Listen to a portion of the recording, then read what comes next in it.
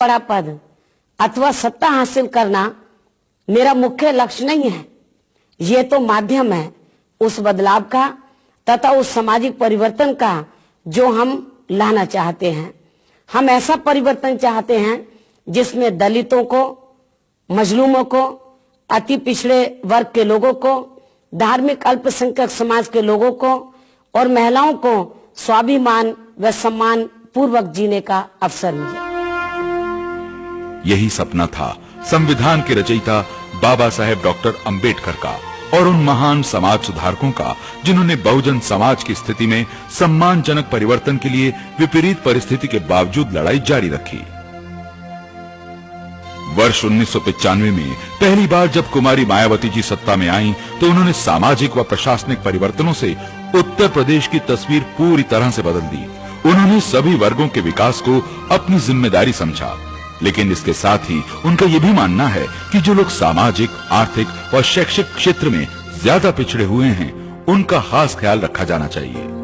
उन्होंने प्रशासन में एक नई सामाजिक चेतना जगाई और अधिकारियों को सख्ती से ये सोचने पर मजबूर किया कि प्रशासन की जिम्मेदारी उन लोगों के लिए सबसे ज्यादा है जो विकास से सबसे दूर हैं। उन्होंने सरकारी जमीन को भूमिहीन लोगों में बांटा ताकि दलित व कमजोर तबकों का विकास हो सके।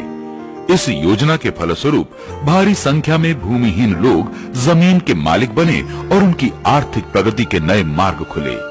ये अभियान उनके हर कार्यकाल में तेजी से चलाया गया।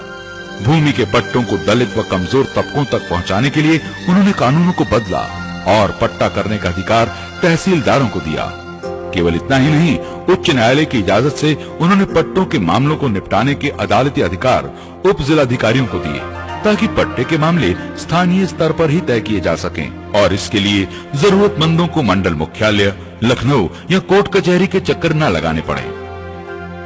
भूमि सुधारों को तेजी से आगे बढ़ाते हुए कुमारी मायावती जी ने पट्टों की जमीनों पर दलितों को असल कब्जा दिलाने का ऐतिहासिक अभियान शुरू किया।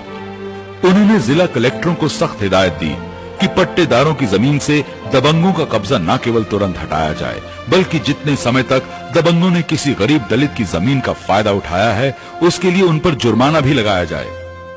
इस अभियान से पहली बार दलित व कमजोर तबकों को जीवन का सहारा मिला और उन्हें विश्वास हुआ कि सही मायनों में उनकी अपनी सरकार सत्ता में आ गई है।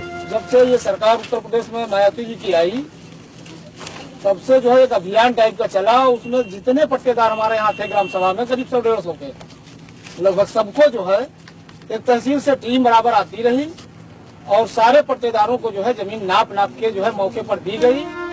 एक अन्य फैसला लेकर कुमारी मायावती जी ने ग्राम सभा की जमीन पर काबिज सभी अनुसूचित जाति जनजाति के लोगों को मालिकाना हक दे दिए और अदालतों में उनके खिलाफ बेदखली के तमाम मुकदमों को खत्म कर दिया।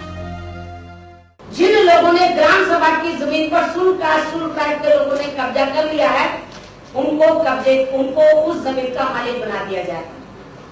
जब उससे शुरू से लेकर 3 जून 1995 तक, लेकिन उसके बाद फिर मेरी सरकार ने वर्तमान में फैसला लिया कि 1 मई 2002 तक जिन शुल्क के लोगों ने ग्राम सभा की जमीन पर कब्जा कर लिया है, उसको मालिक बना दिया जाए। एक प्रकार से ये कदम उस नारे का नतीजा था जिसमें मान्यवर श्री कांशीराम जी ने बहुजन समाज से कहा था कि जो जमीन सरकारी है वो जमीन हमारी है।